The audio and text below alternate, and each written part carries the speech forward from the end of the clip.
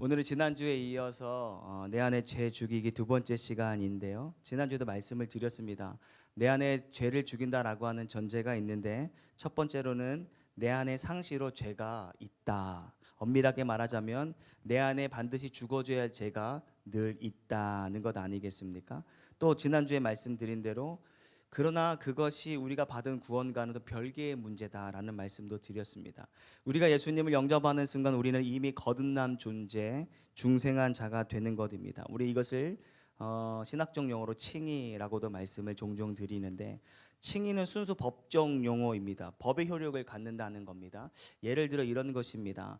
1861년도에 우리가 잘 알듯이 이 미국이 남과 북이 전쟁을 하게 됩니다. 여러 가지 전쟁의 이유가 있었지만 궁극적으로는 노예제도의 찬성과 노예제도의 반대가 아주 첨예하게 대립했던 겁니다. 4년간에 걸친 피 흘리는 전투 끝에 북군이 이기게 되었고 노예제도는 그 순간 폐지가 되게 됩니다. 법적으로 이제 미국에서는요, 노예가 존재하지 않는 것이죠. 신분의 변화가 나타난 겁니다. 노예에서 그 전쟁에 승리함으로 말미암아 이제 자유자가 선포되었다. 여기서 말한 노예 제도의 폐지 선언이 조금 전에 제가 말씀드렸던 칭의의 선포가 되어지는 것이죠. 이처럼 우리가 하나님으로부터 칭의되어지는 순간 우리의 신분이 바뀌게 되는 줄 믿습니다. 마치 노예였던 자들이 그 전쟁의 이김으로 전쟁의 선포가 이루어짐과 동시에 자유자가 되었던 것처럼 죄의 이제 자녀였던 우리에게 하나님이 칭의하심으로 말미암아 양자됨을 얻게 되어진 줄 믿습니다. 오늘 본문 15절의 말씀을 한번 확인해 보기를 원하는데요. 본문 15절입니다. 읽겠습니다. 시작. 너희는 다시 무소하는 종의 영을 받지 아니하고 양자의 영을 받았으므로 우리가 아빠 아버지라고 부르짖느니라. 아멘. 칭의되어짐과 동시에 우리 모두는 양자의 영을 받은 신분이 됐다라는 겁니다. 그런데 문제는 죄된 근성이 여전히 우리 가운데 남아있다라고 하는 것이죠.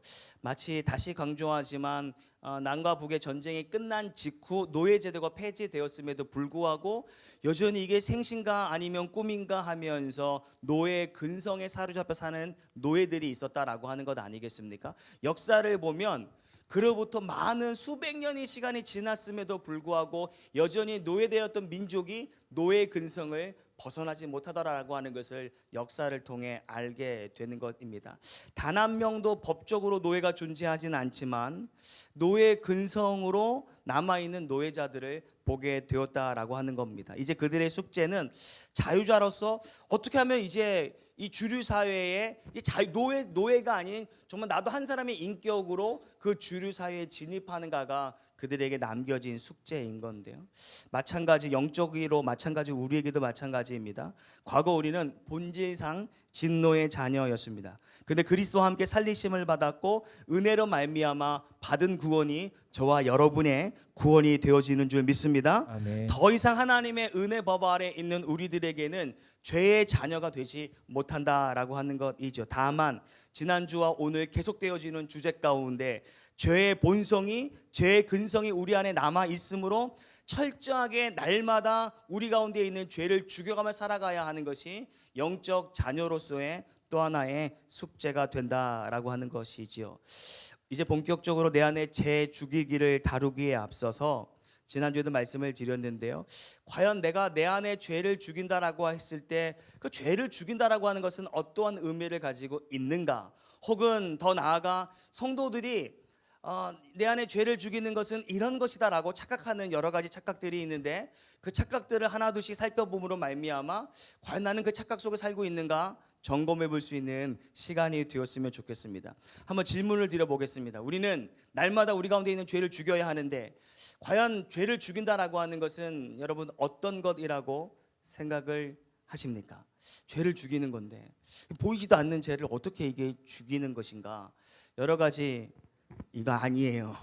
이렇게 한다고 제가 죽지는 않죠. 첫 번째 착각이 무엇이냐면 따라해 주시면 고맙겠습니다. 마음속에 있는 죄를 완전히 몰아낼 수 있다는 착각. 완전히 몰아낼 수 있다는 착각. 우리가 내 안에 죄 죽이기에 대한 착각이 있는데요. 내 마음속에 있는 죄를 내 의지로 완전히 몰아낼 수 있다라고 하는 시도의 착각입니다. 우리가 우리 안에 죄를 죽인다라고 했을 때 죄를 죽이는 일은 우리가 우리 안에 있는 죄를 완전히 도말하거나 근절하거나 파괴시켜서 더 이상 내 마음속에 설 자리가 없게 하는 것이 죄를 죽이는 행위가 되지 않는다라고 하는 겁니다. 왜냐하면 진실로 우리 안에 있는 죄를 우리 스스로 그 죄를 완전하게 도말할 수 있는 능력이 애초부터 우리에게는 없었기 때문입니다. 빌립보서 3장 12절의 말씀을 통해 확인하기를 원합니다. 12절입니다. 시작. 아니요 온전히 이루었다 함도 아니라 오직 내가 그리스도 예수께 잡힌 바 된 그것을 잡으려고 달려가노라. 바울은 하나님 앞에서 훌륭한 성도였습니다. 그리고 성도들에게는 아주 훌륭한 모범을 보이는 사람이었습니다. 믿음의 사람 혹은 성령의 열매에 있어서라면 과연 바울을 따라갈 만한 사람이 있을까? 타의 추종을 부러워하는 믿음을 가지고 있었던 자가 바울 아니겠습니까? 그런데 바울이 고백하기를 내가 모든 것들을 이룬 자가 아니다라고 지금 자신의 이 서신에서 고백을 하고 있는 겁니다. 그 또한 날마다 자신에게 침입해오는 죄를 죽이기 위해서 살았던 자였지만 그 안에 여전히 죄가 날마다 도사리고 있더라라고 하는 것을 알 수 있는 겁니다. 그러면서 로마서의 그 유명한 이야기를 말하고 있는데요. 로마서 7장 25절 하반절만 준비되었으면 한번 읽어보겠습니다. 시작. 그런즉 내 자신이 마음으로는 하나님의 법을 육신으로는 죄의 법을 섬기노라. 그도 그에게 불어닥친 죄를 완전히 도말하기 위해서 여러 가지 힘쓰고 애씀이 있었으나 늘 마음으로는 내가 하나님의 법을 쫓아야지 라고는 하지만 실질적으로는 죄의 법 가운데 있었던 자신을 발견하게 됩니다. 그때 그는 그 자신의 모습을 보면서 다음과 같이 탄식을 하게 된 것이죠. 7장 24절의 말씀 한 목소리로 크게 바울의 심정을 한번 읽어봤으면 좋겠습니다. 시작. 오호라 나는 곤고한 사람이로다. 이 사망의 몸에서 누가 나를 건져내랴. 여기서 곤고하다라고 하는 헬라어의 원문의 뜻은 비참하다라는 말입니다. 얼마나 이 바울이 비참했다라고 하면 이와 같은 단어를 썼겠습니까? 날마다 찾아오는 죄와 싸워보지만 여전히 자신의 육신으로는 그 죄를 이기지 못하는 나를 보면서 그래 내가 내일은 반드시 이길 거야. 다음번에 동일한 죄가 찾아온다면 내가 반드시 이길 거야 라고 했는데 늘 지는 자신의 모습을 보면서 비참하게 여겼다라고 하는 것입니다. 근데 바울과 우리의 극명한 차이가 있다면 비록 죄로 인하여 날마다 찾아오는 곤고함이 그에게 있었지만 그는 그 곤고함을 가지고 끝까지 죄와 싸우려고 했던 사실을 우리가 기억해야 될 것입니다. 사랑하는 성도 여러분, 우리가 우리 안에 있는 죄를 죽인다라고 할 때 터무니없는 자신감에서 벗어나야 됩니다. 나는 완전하게 이 죄에서 자유할 수 있어. 나는 돈의 어떤 이 죄에서 자유할 수 있고 나는 성적인 죄에서 완전히 자유할 수 있어 라고 말할 수 있는 사람이 과연 세상에 존재할 수 있느냐? 그렇지 않다라고 하는 것입니다. 비록 우리가 완전하게 우리 가운데 있는 죄를 도말할 수는 없지만 적어도 우리가 나아가야 할 방향성만큼은 분명하게 하고 나아가야 하고 우리가 지향해야 될 이 경향성만큼은 반드시 지키고 나아갈 수 있는 저와 여러분이 되어서 날마다 찾아오는 죄를 이기고 살아갈 수 있는 저와 여러분이 되기를 주의 이름으로 축원합니다. 두 번째, 우리가 우리 가운데 있는 죄를 죽인다라고 했을 때 착각하는 것이 무엇이냐면 따라해 주십시오. 차분하고 온화한 성품이 죄를 죽이는 것으로 착각합니다. 우리 주변에는 차분하고 온유한 사람들이 있습니다. 그런 사람들을 특별히 교회에서 볼 때 야, 저 사람은 죄가 없는 사람이야. 죄를 모르는 사람이야. 날마다 죄와 싸워 승리하는 사람이지 라고 착각한다라고 하는 것입니다. 침착하고 고요한 성품이 곧 내 안에 있는 죄를 완전히 죽였다라고 착각하는 것입니다. 우리가 관계하는 사람들 중에 별의별 사람들이 다 있을 겁니다. 그 중에는 다혈질적인 사람이 있고 성격이 급하거나 화를 제어하지 못하는 이 분노 조절 장애 사람들이 있습니다. 근데 놀랍게도 그런 것들을 자신의 노력으로 이제 개선해 나가는 사람들을 볼 때, 야, 저 사람들은 우리 눈에 보기에는 죄를 이긴 사람이거나 죄를 극복한 사람으로 볼 수 있고 착각할 수 있다라고 하는 것 아니겠습니까? 또한 우리 주변에는 일평생 동안 화가 무엇인지 모르는 남편, 모르는 아내, 여러분 존재한다고 보십니까? 여러분의 남편은 일평생 지금까지 한 번도 화를 안 냈나요? 화를 내요? 전도사님 화를 내요? 사모님의 남편은 화를 냅니까? 솔직하게 이야기하세요. 예, 우리의 남편, 우리의 아내, 과연 평생 한 번도 화를 내지 않는 사람 진짜 있을까? 근데 저는 그런 사람들을 듣기는 했습니다만은 일평생 단 한 번도 부부싸움을 하지 않는 여자의 이야기입니다. 아내는 동창회 때 자기 남편을 친구들에게 자랑했습니다.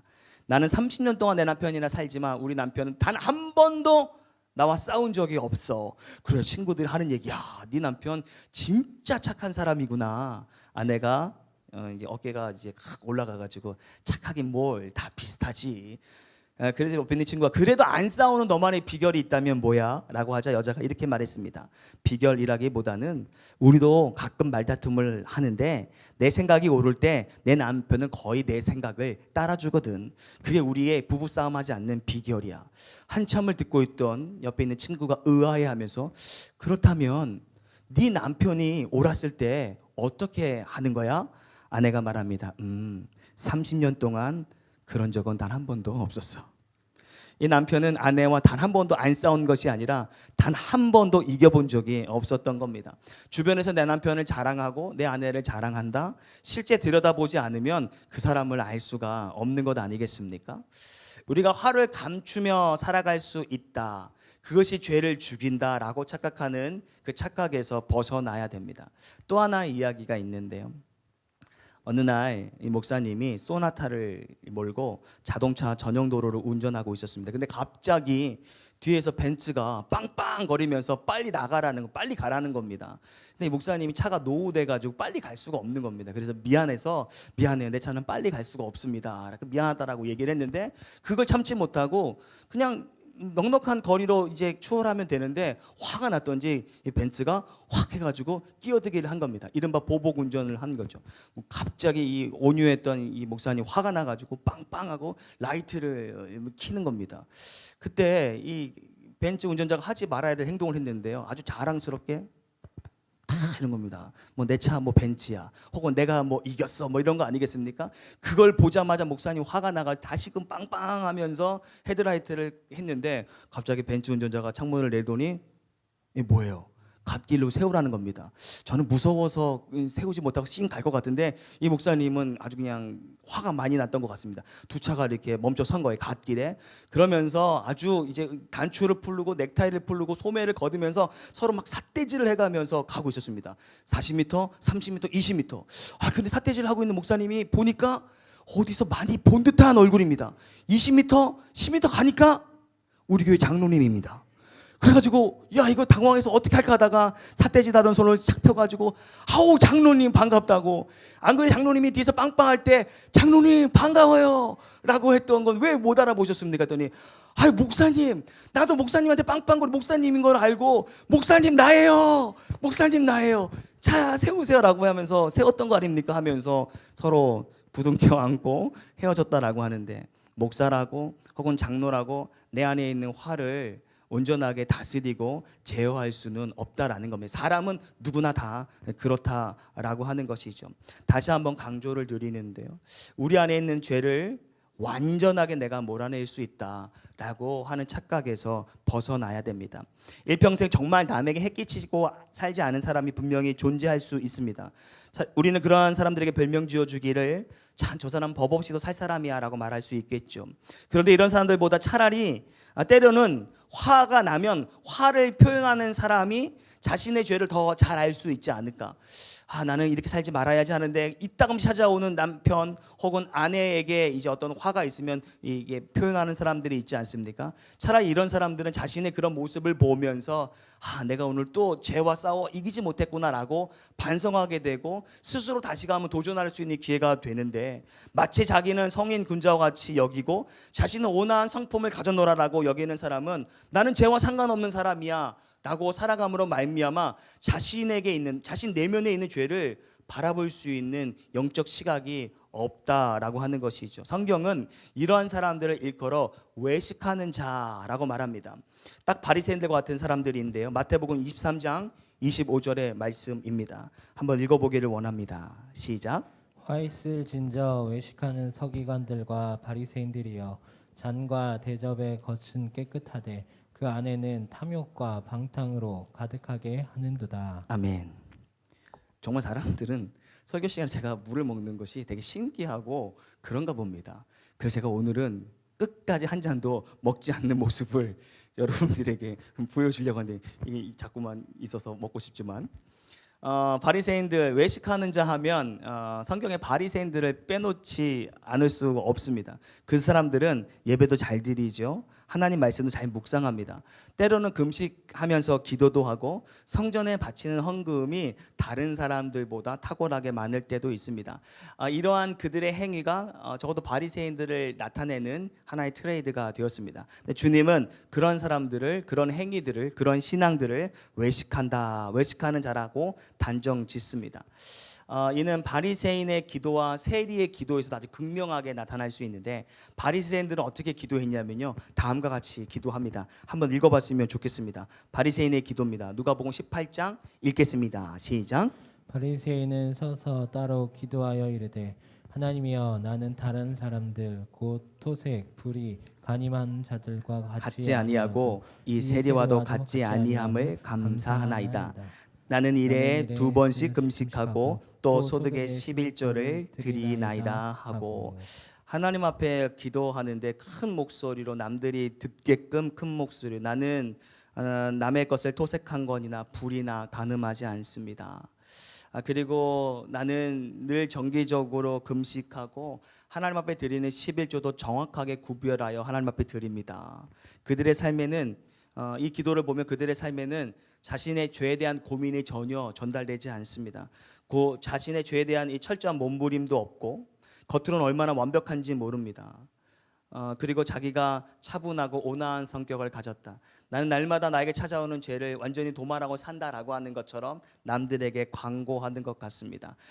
착각하는 그들의 기도에도 죄에 대한 통회하고 자복하는 내용도 없습니다. 오히려 그들의 기도는 자신의 이 자랑질하는 것으로 가득 차 있죠. 한마디로 나 이만하면 괜찮은 사람입니다 라고 하나님 앞에서나 세상 사람들 앞에 자기를 광고하는 것 같습니다. 곧이어 세리가 하나님 앞에 성전에 나와 기도하는 내용은 어떻습니까? 누가복음 18장 13절의 말씀이 세리의 기도를 담습니다. 한번 읽어봤으면 좋겠습니다. 시작. 세리는 멀리 서서 감히 눈을 들어 하늘을 쳐다보지도 못하고 다만 가슴을 치며 이르되, 하나님이여 불쌍히 여기소서, 나는 죄인이로소이다 하였느니라.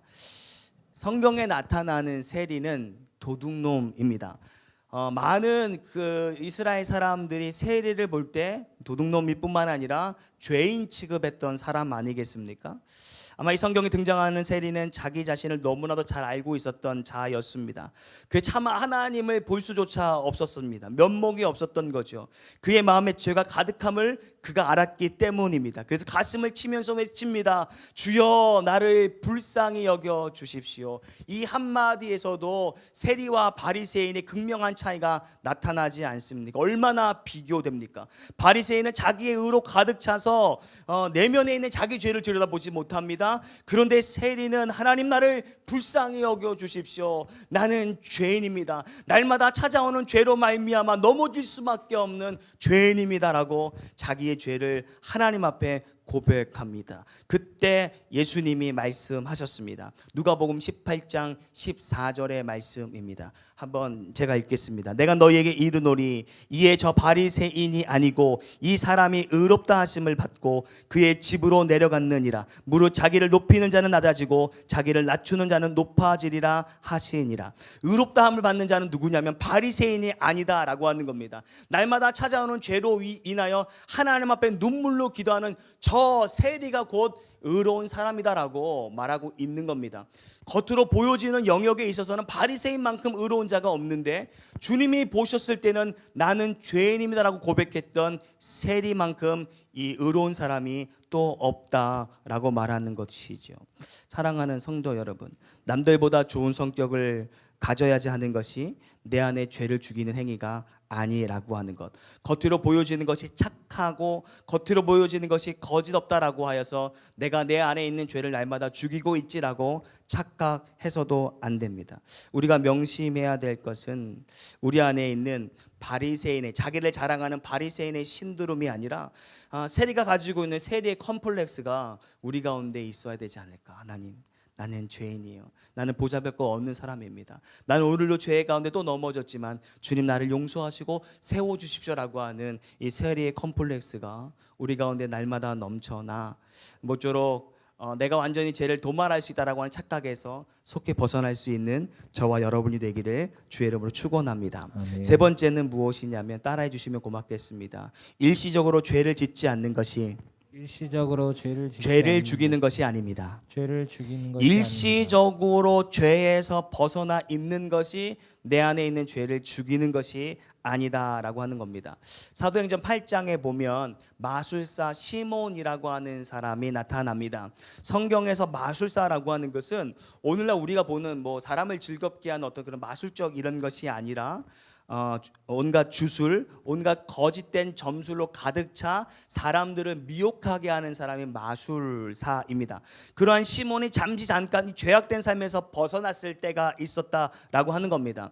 죄악된 세상에서 벗어났기 때문에 적어도 그 시점에서만큼은 죄를 짓지 않은 상태였지만 그 마음속에는 탐심과 야심이 계속하며 자라고 있더라라고 성경이 말합니다. 끝내는 그 야심과 그 탐욕과 그 죄악이 자기의 삶 가운데 드러났다라고 하는 것 아닙니까? 그래서 베드로는 다음과 같이 그 시몬을 책망하는데 내가 보니 너는 악독이 가득하며 불의에 매인 바 되었도다라고 책망하고 있다라고 하는 겁니다. 아무리 우리가 하나님 앞에 신앙을 고백하고 불의에서 떠나버렸다라고 하는 그 어떤 잠시 잠깐의 순간이 있다 할지라도 그것이 우리 가운데 있는 죄를 영원히 도말했다라고 말할 수 없다라고 하는 겁니다. 비록 정욕과 죄에 대하여 관심이 잠시 잠깐 없다 할지라도 죄는 죽지 아니하고 우리 가운데 여전히 있는 거죠. 요즘 이 장마철에 이제 비가 많이 와서 급습해서 안타까운 죽음을 우리가 목도하는데 마치 장마철에 순식간에 불어나는 물줄기와 같이 지금은 아무렇지도 않은 것 같고 지금은 잠시 우리가 죄에서 벗어난 것 같지만 우리가 방심하는 그 순간 우리의 어떤 방심의 그 뚝을 무너뜨리고 이 죄가 범람할 수 있다라고 하는 사실을 늘 잊지 아니하고 경각해가면서 살아갈 수 있는 저와 여러분이 되기를 주의 이름으로 축원합니다. 아멘. 마지막 네 번째인데 중요한 건데요. 우리가 우리 안에 있는 죄를 죽인다라고 할 때 착각하는 것이 무엇이냐면 따라해 주시면 고맙습니다. 나의 몸을 혹사시키는 것이 나의 몸을 혹사시키는 것이 내 안에 죄를 죽이는 것이 아닙니다. 내 안에 죄를 죽이는 것이 아닙니다. 내 몸을 혹사시키며 살아가는 것이 내 안에 죄를 죽이는 것이 아니다라고 하는 충격적인 이야기입니다.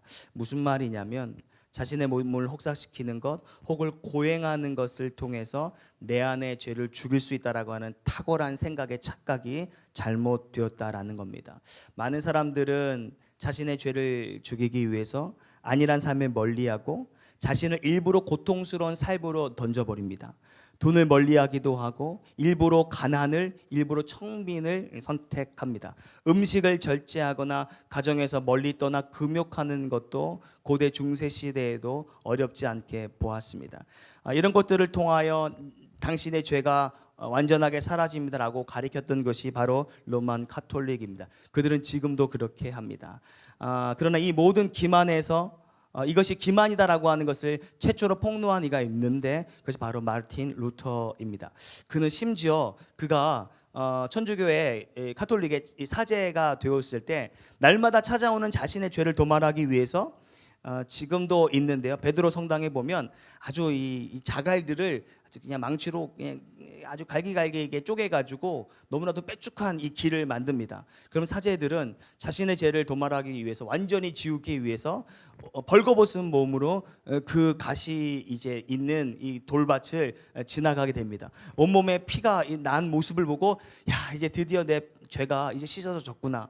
혹은 그것도 모자라서 채찍으로 이 날카로운 채찍으로 자기의 몸에 이 자해를 합니다. 몸을 가학함으로 말미암아 자신의 죄가 이제 씻기게 된다라고 하는 교리가 있는 것이죠. 그래서 신학적 용어로 보석이라고 합니다. 보석이라고 하는 말도 법적인 용어인데 우리가 가끔가다가 뉴스에 보면 어떤 이 범죄자가 보석으로 풀려났다라고 하는 것을 우리가 듣지 않습니까? 지킬 보자에 풀려날 석자입니다. 죄에서 풀려나다라고 하는 것이 보석입니다. 그들은 자신의 보석, 죄에 대한 보석을 위하여 날마다 밤이면 밤마다 자신의 몸을 자학해 가면서 죄를 씻으려고 노력했다라고 하는 것이죠. 그렇게 할 때 죄가 완전히 씻게 되어지는가? 그렇지 않다라고 깨달았던 이가 바로 루터이고 그것의 시작이 바로 종교 개혁이었다라고 하는 것입니다. 그러면서 루터가 깨달은 바가 있었습니다. 즉 육신적인 고행으로 내 안에 죄를 죽이는 것이 아니라 이는 영적인 싸움이므로 영으로서 몸의 행실을 죽일 때 내 안에 죄가 도말되어지고 영이 살게 되어진다라고 하는 말씀을 이 로마서의 말씀을 통해 깨닫게 된 것이죠. 8장 13절 오늘 본문의 말씀이 그것입니다. 한번 읽겠습니다. 시작. 너희가 육신대로 살면 반드시 죽일 것이로되 영으로서 몸의 행실을 죽이면 살리니. 아멘. 우리도 때로는 육신의 고통을 주어 우리 안에 죄를 이길 수 있다라고 착각하고 실제 그와 같은 신앙의 행위를 할 때가 있습니다. 때로는 금식함으로 내 안의 죄를 죽이려고 합니다. 물론 금식이 잘못됐다라고 하는 것이 아니라고 하는 것을 오해가 없기를 바랍니다. 저 또한 때로는 하나님 앞에 금식할 때가 있고 어떤 중요한 결정을 할 때 하나님 앞에 금식하며 기도할 때가 있습니다. 그러나 그저 굶는다라고 하여서 그 굶는 고통으로 말미암아 내 죄가 완전히 도말되어질 것이다라고 착각해서는 되지 않는 것입니다. 때로 어떤 사람들 가운데는 물질의 풍족함으로 내가 하나님 앞에 득지하게 되었으니 이 물질을 버리고 하나님 앞에 청빈한 삶으로 나아가리라고 하면서 자청하여 가난을 청하는 사람들이 있습니다. 때로는 나의 시간을 쪼개어서 교회 봉사로 내 몸을 혹사시킬 때 내 안에 있는 죄가 완전히 도말하게 되겠지. 종종 드리는 말씀이지만 이 알메니안 계통에 있는 이 성도들에게 설교자는 말합니다. 우리의 구원은 마지막 죽는 그 순간까지 알 수 없으니 여러분 금식하고 여러분 열심히 주님 앞에서 봉사하고 시간을 쪼개서 먹고 사는 게 중요한 것이 아니라 전도하는 게 중요하고 교회 봉사하는 게 중요한 것이니 라고 그들의 신앙을 강요하지 않습니까? 그들의 이 어떤 육신을 혹사시키려고 하는 것을 강요합니다. 저는 그 강요에 절대적으로 반대하고 부정하는데요. 사실 가정을 도외시하고 봉사하는 건 옳지 않습니다. 믿지 않는 남편이 그것을 봤을 때 과연 복음에 영향력을 미칠 수 있을까? 그렇지 않다라고 하는 것이죠. 어떻게 하면 죄를 죽이며 살 수 있는가? 다시 한번 로마서 8장 13절의 답을 한번 알아보기를 원합니다. 읽겠습니다. 시작. 너희가 육신대로 살면 반드시 죽을 것이로되 영으로서 몸의 행실을 죽이면 살리니. 맞습니다. 영으로서 몸의 행실, 몸의 죄를 죽이며 살아가는 올바른 성도 되기를 주의 이름으로 축원합니다. 사랑하는 성도 여러분, 내 안의 죄를 영적인 것이라 반드시 영으로서 승리해야 되는 것이지 육신으로 어떤 행위로 그 죄를 죽이겠다라고 하는 착각에서 우리는 벗어나야 된다라는 겁니다. 자, 그렇다면 이제 구체적으로 어떻게 내 안의 죄를, 그럼 영적으로 내 안의 죄를 죽인다라고 하는 것이 무엇인가를 하려면 앞으로도 또 1시간을 해야 되는데 이것은 다음 시간에 계속 해보려고 합니다. 이제 말씀을 정리할 것인데요. 우리가 내 안에 죄 죽인다라고 했을 때 착각하는 것이 무엇이냐면 내가 내 힘으로 내 죄를 완전히 도말할 수 있다라고 하는 착각이고 두 번째는 차분하고 온화한 성격이 죄를 죽이고 있는 것이다라고 생각하는 착각. 세 번째, 일시적으로 죄를 짓지 않는 것이 죄를 죽인다라고 하는 착각. 다섯 번째, 나의 몸을 혹사시키는 것이 내 안에 죄를 죽인다라고 하는 착각에서 우리는 벗어나야 됩니다. 오늘 이 네 가지의 착각을 거울 삼아서 내 스스로가 내 안에 죄를 죽이며 살아왔다라고 자부했지만 그 모든 것이 착각이었으며 다시금 나를 돌이켜 말씀이 요구하는 대로 죄 죽음의 삶을 살 수 있는, 다짐할 수 있는 저와 여러분이 되기를 주님의 이름으로 축원합니다. 기도하겠습니다.